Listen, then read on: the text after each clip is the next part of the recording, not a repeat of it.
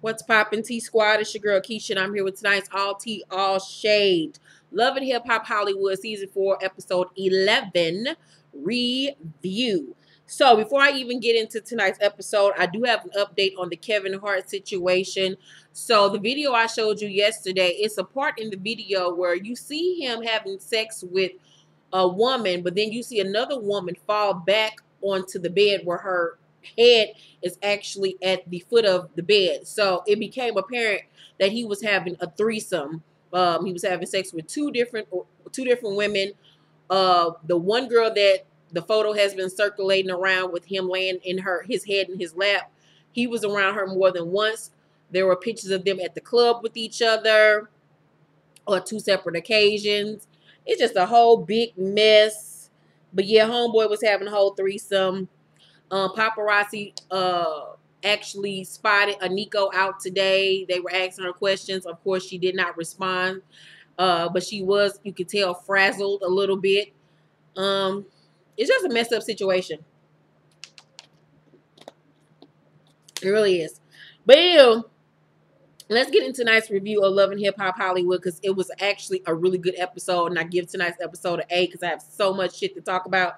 So we start off this episode with Moniece, Fizz, A.D, and Fizz and Moniece's little son at mini golf. Moniece apologized to Fizz for Tiara because she said that Tiara said that she felt bad for kicking him out of her intervention. He was like, it's good as long as she got the help that she needed. He's fine.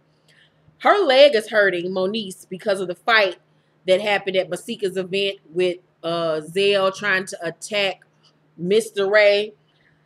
Fizz feels like she needs to stop hanging around the people that she does and that she needs to grow up. And I 100% agree. But if you're on a show like Love and Hip Hop, what do you really expect? And both of y'all need these checks to continue to come in. So Fizz, I don't know what to tell you, Miss Girl. So A.D wants Moniece and her best friend Tiffany to be at her photo shoot. And she wants Moniece, Nia, and Drew to model for her. She tells Moniece that she wants Tiffany there, and she wants Moniece to be the bigger person and squash their beef. Moniece says she'll think about it, because the girl got online calling her a whore, and she's saying she's an unfit mother and this and that. So I feel Moniece like, you asking a lot of me, bruh. Like, I don't know what to tell you, Miss Girl. So Keyshia Cole, Zell, and her best friend Quita are all together having lunch, and Zell and Quita want to set Keyshia Cole up on a blind date. Keisha's nervous about dating, and she should be, because her last two relationships were disaster. Y'all know she was with Birdman for that little minute, and she ran up in Birdman's house, caught him with another woman, beat her up, got arrested for it. Then after that, I will never forget, it was the funniest thing ever. She put up a video on her Instagram page of somebody playing the piano. She was on the top of the piano singing and like gyrating all on the piano, singing a Birdman. It was the funniest thing I have ever seen in my life. Girl, Birdman put that New Orleans peen down on her. She didn't know what to do with that voodoo dick. It was the most nauseating thing I've ever seen in my life.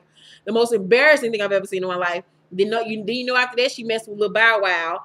And then Bow Wow blasted her saying that she came and egged his car or some mess. She denied that it was her. I'm like, Keyshia, your dating track record has been terrible. The men that she chooses. Birdman from Lil Bow Wow? Like, oh, she got a thing for bees. Bow Wow, Boobie, Birdman. Okay, so if your name don't start with the letter B, she ain't fucking with you. Okay, look at God trying to tell me something. God's trying to tell you something. God's trying to tell you, thank you, Lord. Okay, so she agrees to go on the date as long as one of them are there with her. Hazel decides to introduce her mama to Rose Burgundy, who I like to call Ron Burgundy.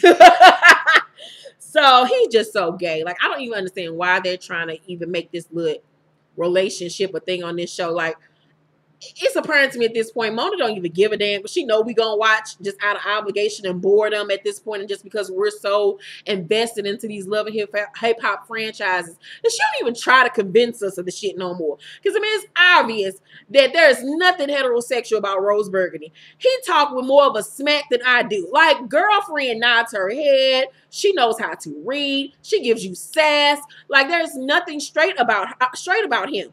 So, or her. So her mama show up. She has a pretty mama, but I noticed They got the same texture skin. That's how you know that she Hazel mama. The overdone Mary Kay makeup, and they both got craters in their face. Like, they both have really, really bad skin. But other than that, she's a pretty woman. So as soon as the mama get there, he asked her to take an IG photo with her. And I'm like, what, girl? Like, where we doing this at? I mean, girl, let some bitch ever. I meet one of Kyrie's little girlfriends, and as soon as I meet her, she asks me, can we go on social media together? Girl, I'm going to slap her and Kyrie's.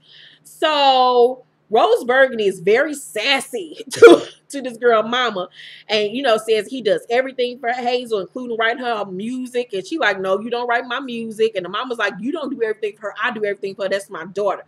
She basically excuses him, like, let me talk to my child because I don't even know what's going on here.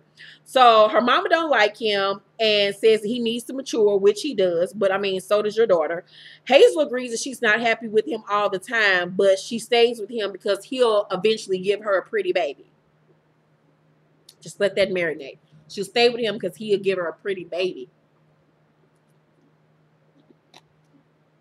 That's what these women be thinking about. Having light-skinned kids that's still gonna be ugly. Because, like, I don't know why people just think light skin with curly hair gonna make it better. Because everybody that's light-skinned with curly hair is not cute. I.e. Hazel-E. I mean, come on. Okay, so her mama bring up Boobie because, you know, she likes him. Keyshia, then we switch to Keyshia Cole, and she asks Boobie, apparently, to watch their son while she goes on her date. Now, if you pay attention to this, pay attention. Go back and watch it. In this scene, she is preparing to go on her date, which is about to happen in a few hours, right? Keyshia got a head full of hair, head full of weave that's a reddish brown color with a part on the side, you know, going down. Straight reddish brown weave. Remember that, okay? She's preparing for her date. It's not the next day. It's this day. Boobie comes over to watch their son for her while she prepares to go on said date, okay? She has reddish brown weave, part to the side, straight, okay? So Boobie said, you know, I'll help you even though you are here in these streets, you know, taking little shots, being shady because, you know, he still love her. She says, don't disinfect me like that. And I was like, disinfect? Is that an LA thing? Disinfect me? Like, is that some slang I don't know about? Did she mess up on her words? Did she mean don't disrespect me? Let me know from my LAT squad. Is that a thing that y'all say, don't disinfect me? Like, is that some new shit? Because, you know, I'm getting old now. I'm trying to keep up with these little baby thoughts, but I, you know, I don't know all the slang words. So Quita say, you know, what, you got a girlfriend or something, Boobie? He said, you know, I'm working on it. And Keyshia say, well, you should cover up my face. And because he got a tattoo of her face on his hand. And, you know, he asked her, you know, you going to cover up before you go on your date? And she say, you know what? You ain't my daddy. As a matter of fact, I am going to change, but, you know, you need to pause. And she said, you know what? Forget that. Let's toast to my date. Boobie say, nah, because we toasting to somebody lame. I thought that was real cute. That was cute. It made me moist a little bit. I was like, okay, Boobie. So he said, let's toast to someone actually doing what they say they're going to do on making you happy. And she was like, yep, opposite of you. That was like, good read, Keyshia. So they just going back and forth throwing shade at each other. But it was so much sexual chemistry between Keyshia and Boobie.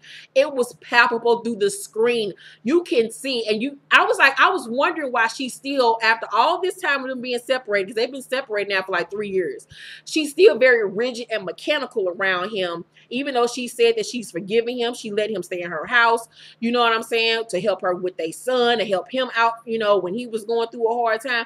So I'm like, if you so over him, why are you so rigid and mechanical around him? And that's because she trying to guard the puss, because she know that puss got a mind of its own, and Boobie fine. He might act a little slow at times, but he still is aesthetically very pleasing. And she got to guard her puss because the puss will lead her astray. And she not trying to be led astray by her puss. So I was like, oh, okay, I get it. She got to make sure she keep that guard up. Make sure she keep her, you know, her blinders on so she don't get hypnotized by the pain. I was like, okay, girl, I see you. I see you. I get it, Keyshia. So, and you could tell he want her bad, honey. By the way he look at her, he don't even look at Brooke the way that he does Keyshia. If Keyshia said, yeah, I'll give it another try, he would be all over it. But, you know, he has done too much for them to ever go back. So Brooke and Lyrica are having drinks. And Lyrica tells her about the fight that happened with Zell and Ray at Masika's event. And Brooke says she don't know Hazel, even though Hazel says she's from Houston and knows her. But we all find out later in the episode that's a lie. So Lyrica says that she felt the tension between her and Hazel and asks what's going on exactly between Brooke and Boobie. Brooke tells her, that, we kissed or whatever, and Lyrica's shocked by this and asks if she messing with Boobie to make Marcus jealous. Brooke says, Boobie is my soulmate and Marcus is my life partner. What in the HE double hockey sticks does that mean, ma'am? Your life partner. What? Your husband? What are you saying? Like, I say this every week when it comes to Brooke Valentine. I'm so disappointed with her coming on this reality show, especially knowing they've been trying to get her on Love and Hip Hop Hollywood since the beginning, but she had legal problems. That's why she couldn't get on the show until she cleared up her legal dramas. And that's why later on in this episode, Hazel shaded her saying, you've been trying to get where I'm at for the last 4 years. That was where that shade came from. And I'm just like, Brooke, you have not had a hit single since literally the turn of the millennium, like 2000 or whatever, since 2020K. Like, what is going on? Like, use this opportunity to push your music. She just dropped a single. I went and listened to it. I did not care for it. It just wasn't my type of song. Pretty sure somebody else would like it, but it just wasn't something that I personally would gravitate to. She's putting out music, but she's not even using this platform to ignite her career. Instead, she's literally come on here to be a fool and to ignite drama and to make herself look like a dang on dummy behind this Howard the Duck looking ass dude. Marcus ain't even fine. He ain't even cute. He looked like he go to school with my son. He looked like he's about to graduate next year. Like, girl, what are you doing with your life? So Brooke makes Lyrica swear not to tell A1 what's going on between her and Boo, because A1 got a big mouth and he'll go back and tell. So at the photo shoot, Tiffany shows up with an attitude, and Moniece, asks to speak to her. And Monique says, I'm willing to forgive. And Tiffany say, who? Me? Like, you willing to forgive me? Like, who you think you doing a favor to? Moniece says, let's be cool for AD's sake. And Tiffany says, yeah, if you apologize. Moniece, being a good girlfriend, decides, what, I'll apologize. She apologized to the girl and then says, what, I want an apology too for the things you said about me. More than fair. Tiffany says no. So it's obvious at this point that Moniece is not the problem. Tiffany is. And AD at this point needed to step up and check the hell out of Tiffany. But as we find out also, not only is Tiffany the problem, but AD is the damn problem, because AD likes to run her mouth like a bitch. She might like to dress like a nigga, but deep down still in that soul, and every time she bleed every month is a bitch. So AD says, you did say stuff about Moniece. You need to apologize. Tiffany says, you just hit me the other day talking about her. And Moniece gets mad because she feels like, why you keep on running and talking about me to this chick, knowing she don't like me? Yeah, that's your friend, but she's not going to give you any positive influence behind me. And I 100% agree. Why talk to somebody about me that don't like me? We into it every time we about to fight. Why do you keep on going back telling her stuff? So AD denies going back and talking to Tiffany about Moniece. Moniece says, you know what, since we being petty, she said you were the do bitch. And I'm like, a do bitch? What is that? What's this new thing? And she says if she needed money because you were stripping, you would give it to her. And if she needed a ride, you. And I was like, okay, so you were using ass bitch. Okay, girl. Okay. Oh, right. So Fizz and Nia are in the background laughing. Mind you, Fizz and Nia are now dating, and Moniece is cool with it. Tiffany says, get ready because I want to take off your nails and wear your natural hair. And I was like, what kind of comeback is that? What kind of hand that rocks the cradle shit is going on here? Why would she tell Moniece that she need to wear her natural hair and she want to take off her nails? Like, I didn't understand that. Like, I didn't understand what happened. Did a new body come and possess her? She didn't get to throwing Frito-Lays and Dorito bags at her. And I'm like, what is happening, Jesus? They escort her retarded ass out and the scene ends. And I'm like, this is retarded. So A1, James and Marcus meet because Marcus wants to hook up James with A1 so he can work with Bridget Kelly, his girlfriend. A1 says he can't because Lyrica will get mad and Ray J is his boy. Stand-up thing to do, especially in a Ray J situation. Hazel and Chanel at the same place having drinks. Hazel had on so much makeup. She looked so casket ready. She looked like she was just about to lay her body down on the cross. I was like, who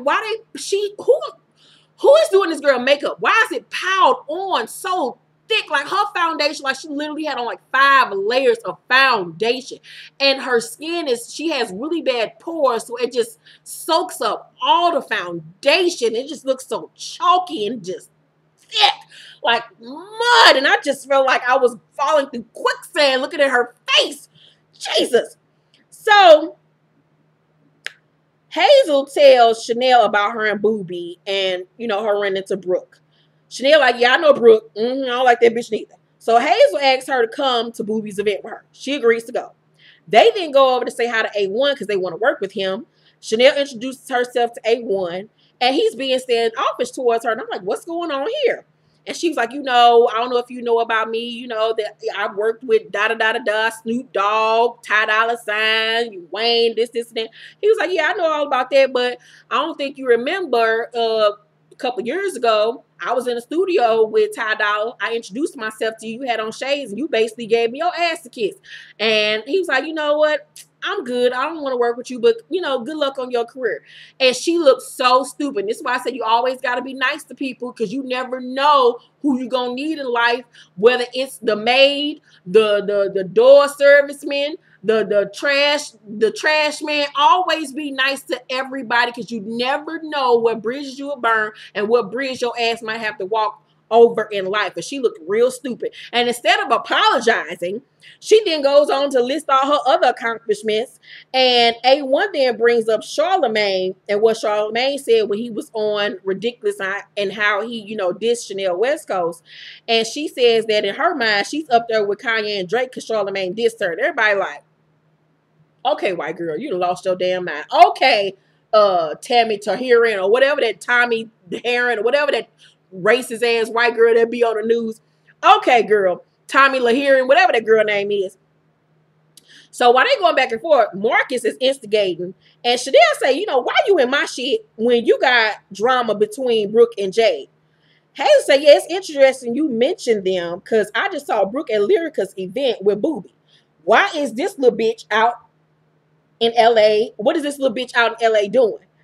And I was like, okay, say what you want about Hazel. Hazel know how to throw some little shade, and Hazel talks a mean game. Can she back it up? Not very much. But that mouth is very slick.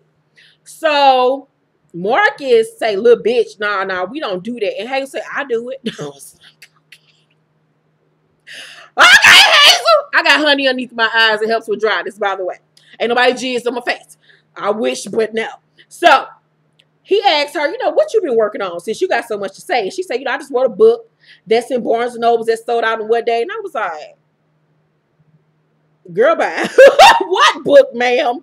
So we go to Keyshia. She go on her little date, you know, and in her date, Keyshia, her is black to the back, whole nother day. Mona Scott don't even try to convince us no more that shit is legit. There's a whole nother day, whole nother hairstyle. Come on, man. Get out of here, Mona. Like, she don't even try no more. The day goes by quickly because Keyshia don't like the nigga. Point and blank. So Marcus can't believe that he was thinking about marriage when Brooke is out here hanging with Lil Boobie. And I was like, ma'am, you were over here married to a whole woman and cheated on her with your paralegal girl. Shut up. So Bridget meets him at the studio, and they just obviously eye-fucking each other. I'm like, just go head on and suck his dick, why don't you, Bridget? Bridget looks like the type that will fuck for a track in a minute. I feel like that's why her career ain't with nowhere. We're learning a lot about Bridget Kelly through this show.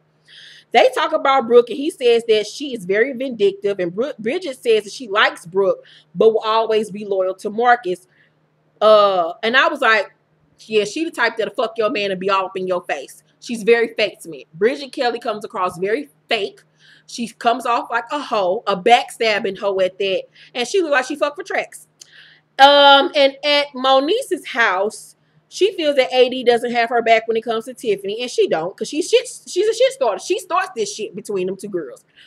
A.D denies telling Tiffany that she said that she wanted to leave. You did. A.D says Moniece pressured her to move in and that they don't even sleep in the same bed and that they fight all the time. Moniece says that she fucks with Tiffany because she fucks with her and it's A.D fault because she won't tell herself. And I 100% agree with Moniece. I don't feel like Moniece is in the wrong in this situation. I feel like they honestly need to break up because it's just too much going on.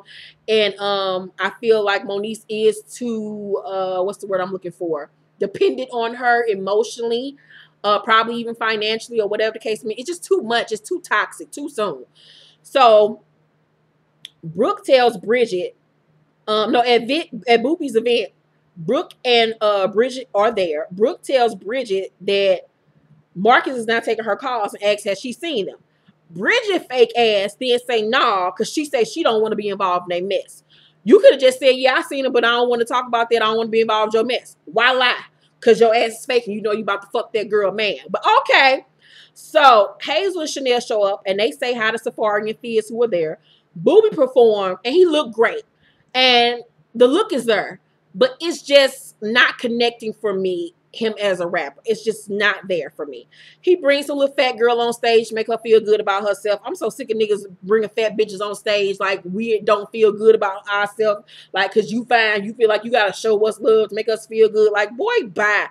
So after his performance, Hazel says hi to him. You know, she flirting with him heavy. She is trying to throw that hot box at him. Brooke comes over and says, Boobie, baby. And she hugging on him and he gives her, you know, a real good, I'm about to put this dick up in you later hug. And Hazel said, that's so cute. You got fans behind the rope. You always front like you don't know me. You know me from when you called Boobie on FaceTime while he was at my house and you saw me. And I was like, okay, spill the tea, Hazel. So obviously, her and Boobie fucked. So Boobie say, we've been around each other, but that's it. And she say, we know what it was. And he get mad and say, don't do that. And I was like, well, where did aggression come from? Because Boobie ain't got mad. None of these episodes, we have never seen him like even get mad when niggas have disrespected him. And I'm like, it's more to him and Hazel that he's letting on. I'm wondering, was Hazel one of the women he cheated on Keyshia with while they were married? Huh? Okay. So Brooke say, do what? What is it? And Hazel say, why you cur? Ain't you with the other rapper nigga? And Bridget, like, Brooke ain't torn because she fighting for Boobie right now in front of her face. She like, girl, you ain't torn between these two niggas. You want Boobie. Brooke says to Hazel, you're 38 years old. How long you going to be doing this? Great question. I agree. But, ma'am, you need to ask yourself the same question because you on the same show making the same food out of yourself as well. So Hazel said, you've been trying to be where I'm at for years. And I was like, that's the truth. There ain't no lie there. Bridget then jumps in and says, calm down, Wikipedia. Because Hazel is spouting out all the shit that she out here in the streets doing. And Bridget say, all I know is you have on no shirt, on a shirt with no bra. And Hazel say, my titties look great. I don't need a bra. Bridget say, how much did you pay for those, Ma? And Hazel say, $10,000. I know you can't afford them. And Bridget say, my money ain't in my chest, bitch. It's in my savings account. And I was like, well, that was a good comeback, Bridget. Bridget can read. Bridget got a mouth on her. All right. Brooke then jumps at Hazel and security grabs her. And I was like, Brooke talk a good game, but like Hazel, she ain't got no hands to back it up because all she did was jump at her. Like, she ain't really try to hit that girl. Boobie is loving the fight, by the way. He just sitting there laughing. Safari and Fizz are laughing, as always. Bridget then say, for all this money you got and that cheap ass her, you really upset? Brooke say she mad because she wants you, baby. This is after Hazel and Chanel leave. And Bridget then say, why both of y'all mad over nigga? Ain't neither one of y'all fucking. She's the one that got a dude. The only reason we cool is because of Marcus. That's my boy. And I was like, well, damn, put a girl on blast. Brooke then say, also, you want to fight now? And she was like, I'm just keeping it 100 for you not to be messing with him like you say so. Really, what's the team, girl? And Boobie like, you know, I don't really care about that. I'm not about to let none of that dampen my night. You ready for me to take you home? And he take, what's her name, Brooke home. And then the episode goes off. Child. It was so much fakery and foolery in this damn episode. People are fake. I don't like Bridget. She's fake to me. She's phony. She's a backstabber. She a rat. I don't like Brooke neither. I'm just so disappointed in her. Hazel, delusional. Boobie, fine. He can get it, but would never give him my heart to look at him in the eyes.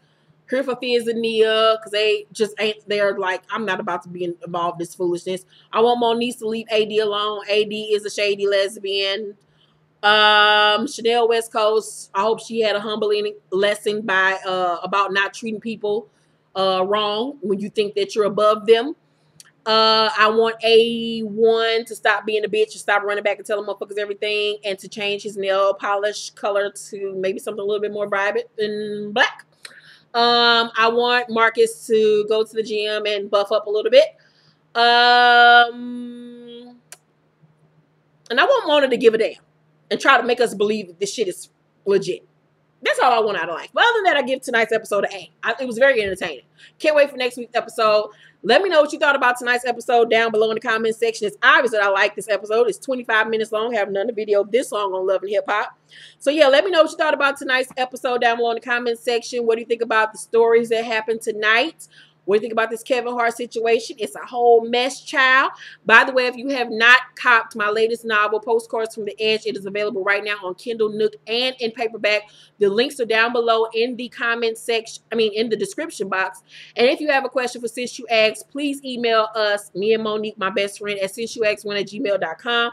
All of my contact information is down below in the description box as well. Make sure to thumbs up this video and subscribe to my channel. And turn on your notification bell button so you know when I drop videos or when I go live. Because I just go live nowadays out the willy-nilly when shit just be popping off in these streets. And I need to get to y'all and give y'all the tea. So hit that bell button so y'all know when my videos drop. I love you guys. Have a safe and blessed week. And I will have all new review videos up next week.